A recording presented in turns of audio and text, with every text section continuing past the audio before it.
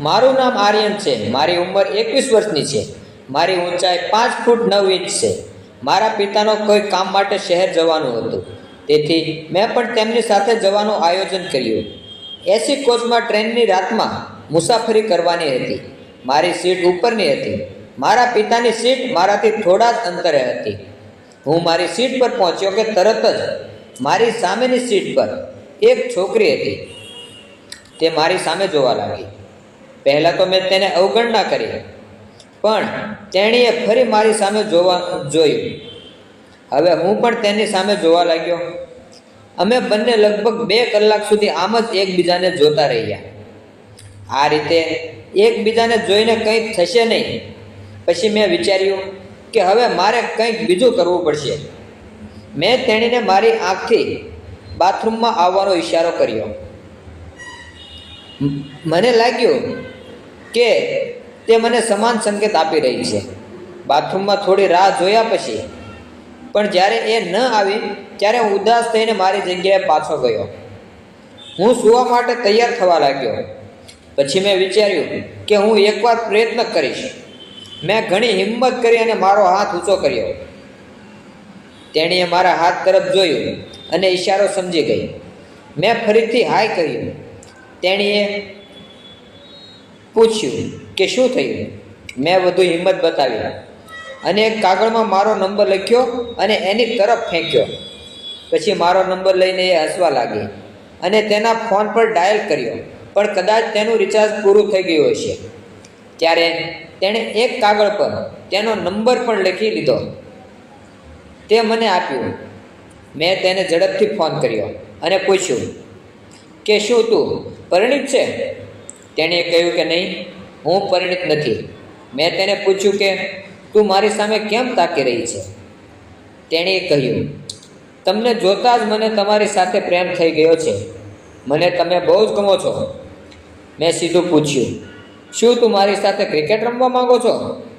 તેણીએ કહ્યું, જે જવાબથી હું ખૂબ જ ડરી ગયો. પછી થોડી વાર વાતો કર્યા પછી અમે સૂઈ ગયા.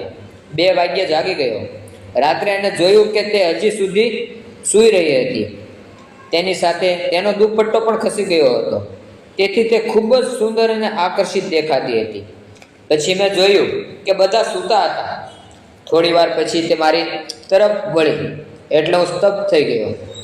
અને થોડી વાર પછી મેં તેને ઈશારો કરી જગાડી અને તેણે કહ્યું, હું જાણું છું કે તારે શું જોઈએ છે. એ સાંભળી હું મારા પર કાબૂ ન રાખી શક્યો. હું મારું કાબૂ ગુમાવી બેઠો. મારો પોપટ ઊભો થઈ ગયો. મેં તેની આંખોમાં જોયું અને મારો હાથ તેના હાથ પર રાખ્યો અને તેના હોઠ પર મેં મારા હોઠના ચુંબન કરવાનું શરૂ કર્યું. હવે મારી ઈચ્છા પૂરી થઈ રહી હતી. મને એટલો આનંદ થઈ રહ્યો હતો કે હું બતાવી શકતો નથી. પછી હું તેને ચુંબન કરતો રહ્યો. પછી મેં ધીમે ધીમે તેની ગુફામાં ખંજવાળવાનું શરૂ કર્યું. તેની 2 મોસંબી મસળવાનું શરૂ કર્યું. તે બોલી, હવે તારો પોપટ અંદર નાખ, હવે સહન નથી થતું. પછી મેં મારો 10 ઇંચનો પોપટ તેની નાની ગુફામાં પરાણે નાખી દીધો. તે ચિલ્લાતી અને તેને મજા પણ આવતી હતી. હું તેને વાંકી રાખીને કશુંક કરી રહ્યો હતો. કોઈ જોઈ ન જાય તેની પણ મને ડર લાગતો હતો. પછી તેણે મને ઝડપ વધારવાનું કહ્યું. મેં તેને ઘોડી બનાવી, મારા પોપટને તેલવાળો કરીને લબલબાવી. આમ અમે 2 કલાક સુધી ક્રિકેટની રમત રમ્યા અને પછી તેની ગુફામાંથી પાણી છૂટી ગયું અને હું મારો પોપટ હલાવીને જ્યુસ કાઢી રહ્યો.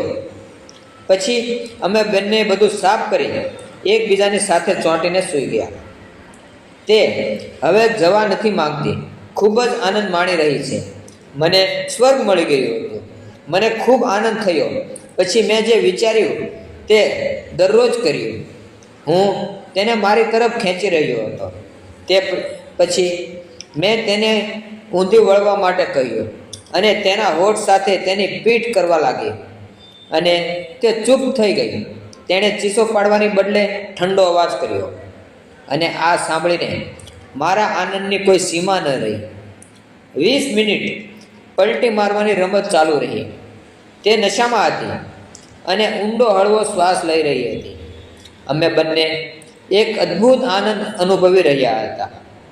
તો તમને આ વાર્તા કેવી લાગી? આવી જ અવનવી વાર્તા સાંભળવા માટે અમારી ચેનલ જેકે વોઇસને સબસ્ક્રાઈબ કરો. આભાર.